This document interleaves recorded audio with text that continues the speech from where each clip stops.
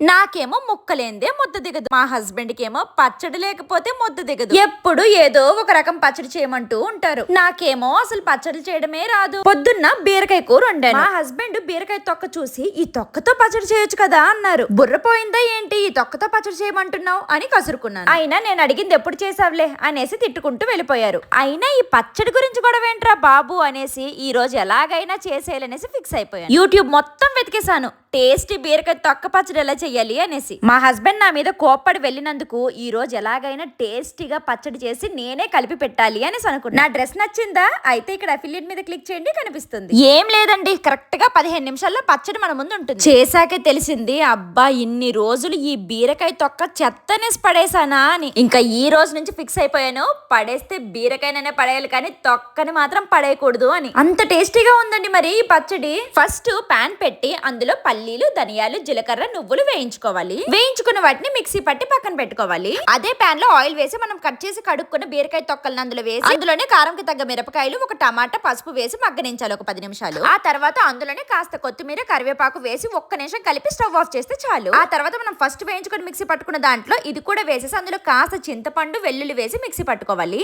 తాలింపుకి కావాల్సిన వేసేసి ఆ పచ్చడి ఇందులో వేసేసి కలిపేస్తే చాలు. వేడి వేడి అన్నంలో ఈ పచ్చడిని కలుపుకొని తింటే అబ్బబ్బబ్బా అమృతంలా ఉంది. ఏమండి మీరు తిట్టిన తిట్లు చాలు కానీ నేను చేసిన పచ్చడిని తినండి అనేసి నా చేత్తో కలిపి పెట్టాను. అబ్బా భలే ఉంది, ఇంకొంచెం పెట్టవా అని అడిగారు. అలా ఉంటది మరి మనం చేస్తే.